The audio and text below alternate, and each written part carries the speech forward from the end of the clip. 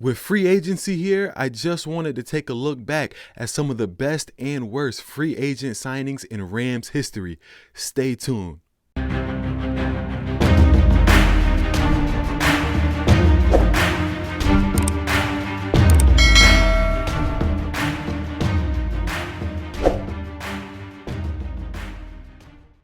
Welcome, Ramley. I am Nick Williams, aka the voice of the LA Rams, aka the Rams superfan. Before we get into the video, I just wanted to take a second to thank everybody for following and subscribing and commenting and liking.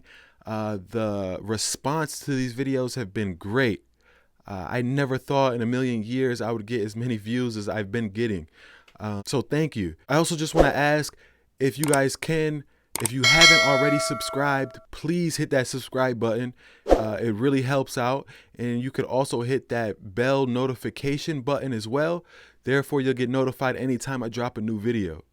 Please, guys, if you're already on Instagram, which I know the majority of the world is, if you could just give me a follow on Instagram. My Instagram account is Rams Superfans. That's Rams Superfans with an S at the end. RAMSSUPERFANS.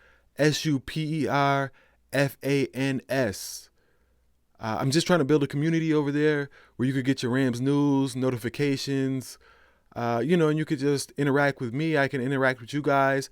I just really want to build a family here. Also, I had some ideas of doing some giveaways. As you can see by some of the things on my wall here, I love autographed memorabilia. So I did want to do a giveaway, maybe give away, an autographed Deacon Jones photo, or, a Kurt Warner 8x10. Before I do that, I just wanted to gain a little more subscribers and a little more followers on Instagram. Now let's get into the show. So I was just sitting around, and I really believe that this year in free agency, we're not going to be pretty active. We're probably just going to really re-sign our role players, probably gain a few more role players in free agency. It's not going to be like that huge splash that we've seen in 2018. Because of that, my mind started to wonder, what was our biggest free agent signing ever? What was our worst free agent signing ever? We got a lot of them, trust me. I started doing some research and digging, and this is what I came up with. Now, let's start with love. I always like to start with love. So let's start out with the best free agent signings in Rams history. Marc Bulger.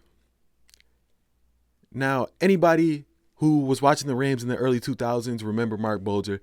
Marc Bulger's career was kind of like Jekyll and Hyde. His first couple of seasons as a starter, he was phenomenal. He was a Pro Bowler. He was actually one of the best quarterbacks in the NFL. At one point, Marc Bulger was so good that he was considered a better option than Kurt Warner. That's kind of crazy to believe looking back. He's actually the reason why Kurt Warner has such a short career with the St. Louis Rams. That sounds weird saying the St. Louis Rams. But anyways, Bulger was drafted by the Saints, and he spent 2 weeks on the Falcons practice squad before coming to St. Louis. He ended up making 2 Pro Bowls with St. Louis, and he seemed like he was going to have a very good career going forward. Unfortunately, due to injuries, his play started to decline after about the second or third season with the Rams. So it ended up not panning out the way we thought it would, but regardless, anytime you could pick up a quarterback in free agency, and that quarterback is going to be your starter, and he's going to go on to make 2 Pro Bowls, that's a great free agent pickup. Another crazy stat when I was doing this video was when I was looking up some stats on Marc Bulger, I noticed that he was only 43 years old. To think that he is the same age as Tom Brady. He ended up retiring at the age of 30. This goes to think if he was really what we thought he was going to turn out to be his first and second season with us, that he could have technically been playing with the Rams all this time. He could, Tom Brady is still playing. He could still be playing, or you know what I mean? It's just funny how things work out. Another great signing was Ndamukong Suh. I really wish it was more than one season, but that one season was a phenomenal one. He finished with 4.5 sacks. More importantly, he was disruptive all year. And I don't think it's a coincidence that the one season Ndamukong Suh is on our team is the same season Aaron Donald goes for 20.5 sacks. He was also an integral role of bringing us to the Super Bowl. his play stepped up tremendously when playoff time came. It was kind of like he was saving himself for the postseason, and you could see it. He kind of did the same thing with the Tampa Bay Bucks this year. I honestly think it was a very underrated pickup. It was definitely one of the best Rams pickups in free agency history. Another big free agent pickup that I know everybody's familiar with is left tackle Andrew Whitworth. Now, Andrew Whitworth spent his first 11 seasons with the Bengals. Right after that, he came to the Rams via free agency, and he's been great ever since. In 2017, he made the Pro Bowl along with first-team All-Pro. In 2018, he led us to a Super Bowl. It's very, very, very rare you get a left tackle the caliber of Andrew Whitworth in free agency, because when you get one of those tackles, you don't let go. You hold on for dear life, and he's still productive to this day. Now, this is 2021, and we're gonna go into the season with Andrew Whitworth as our starter. He's gonna finish the season as our starter. Andrew Whitworth has been nothing short of phenomenal. I know we might not appreciate the pickup at the time because we're still living in it, and we don't really appreciate what we have till it's gone. But Andrew Whitworth was one of the best free agent pickups in Rams history, easily. Now, right guard Adam Timmerman. Now, he came over from Green Bay to protect Kurt Warner, and he did a phenomenal job. He took us to 2 Super Bowls, and we won one of them.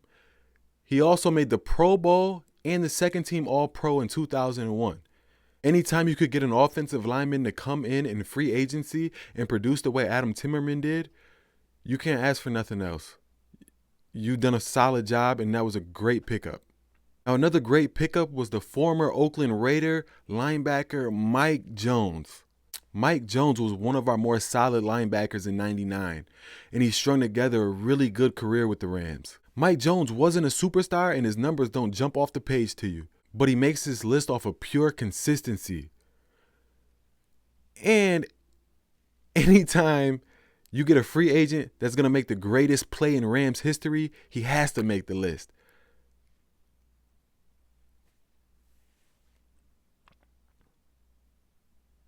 Now, I was a little hesitant to add this guy to this list because he wasn't a traditional free agent. But technically, he was a free agent, and he could have signed with anyone. I'm talking quarterback Kurt Warner. Yes, Kurt Warner, the greatest free agent pickup in Rams history. Now, Kurt Warner went undrafted, and he signed to the Rams in '98. Shortly after being signed to the Rams shipped him out to NFL Europe. The Rams go on and bring Kurt Warner back in '99 to back up Trent Green. And the rest is history. There's no need for me to explain what happened. That was by far the greatest free agent pickup in Rams history. You can argue one of the greatest free agent pickups in NFL history. All right, now let's talk about some of the worst free agent pickups in Rams history. Let's start out with quarterback Steve Walsh. Now, Steve Walsh makes this list not because we gave him a bunch of money and it didn't pan out. He's on this list because of who we signed him over. Now, we decided to go with Steve Walsh over Randall Cunningham. Cunningham was on record saying he wanted to play with the Rams, but the Rams didn't seek to sign him when he became a free agent. Instead, they went with Steve Walsh. Now, Steve Walsh would go on to play 3 games with the Rams. Yes, only 3 games, where he would go on to post amazing stats. I'm talking 0 touchdowns and 5 interceptions. And he would then pave the way for quarterback Tony Banks to take over. While Randall Cunningham would go on to sign with the Vikings and prove to everybody that he still had a lot left in the tank, including a Pro Bowl appearance, first team All-Pro, and he led the league in passer rating in '98.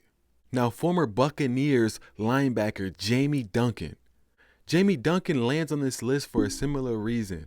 London Fletcher led the Rams to a Super Bowl in '99, and he was considered one of the better linebackers in the NFL. In 2002, the Rams would let London Fletcher walk because they believed he just wasn't good enough in coverage. He would go on to carve out a 15-year Hall of Fame worthy career where he ironically would get praised for his coverage skills. But yet Jamie Duncan was chosen over London Fletcher. Jamie Duncan would go on to only start a handful of games for the Rams over the next 3 years.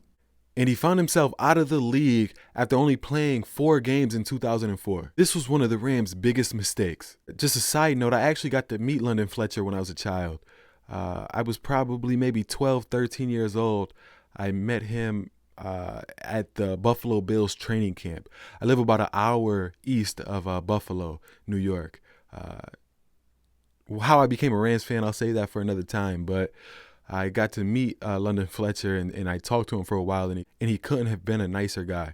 But anyways, let's talk cornerback Cortland Finnegan. Finnegan was once one of the best corners in the league when he played for the Tennessee Titans. He was a free agent at the age of 28, and his play wasn't as good as it once was. But the Rams ignored it and gave him $50 million anyway. He would receive $26.5 million guaranteed, the most guaranteed money for anybody in his position. That's in NFL history. This contract was massive. Just like many people in the media expected, his play fell off a cliff, and he was released from the Rams after 2 seasons. That was a huge blunder by the Rams front office. All right, now let's talk former Titans wide receiver Drew Bennett. Drew Bennett once had 80 catches for over 1,200 yards for the Tennessee Titans. He would go on to sign a 6-year, $37 million contract for the Rams in 2007. Now, a lot of you people might be thinking, oh, that's not a lot of money. Trust me, back in 2007, that was a lot of money. He had one of the most lucrative contracts for wide receivers in the NFL at the time. Now, the Rams were so aggressive in signing Drew Bennett because they believed he was the heir apparent to Isaac Bruce. Yes, he was brought on to the Rams to replace the legendary Hall of Fame wide receiver Isaac Bruce, because Isaac Bruce was on his way out. Now, after signing that huge contract, Bennett would go on to catch 34 passes in 2 seasons with the Rams, and then never play again in the NFL. And to think, the man that was supposed to replace Isaac Bruce would catch 34 passes in 2 seasons. Bust is an understatement. And hey guys, that's pretty much the list for the best and worst free agent signings in Rams history. The one thing I do want to point out, there was a few recent Rams on that best list. Ndamukong Suh and Andrew Whitworth. There wasn't any recent Rams on that worst list. The most recent Ram that made that worst list was Cortland Finnegan. And we've stopped dealing with him a very long time ago. So that's a good sign. But that's it, guys. Thank you for watching. If you could please subscribe, hit that subscribe button, hit that bell notification button. And if you could just leave me a comment, let me know what you guys think. Do you guys think I missed anybody? Do you think I shouldn't have added somebody that was on the list? And if you could please follow me on Instagram at RamSuperFans. Thank you guys, and I'll catch you on the next one.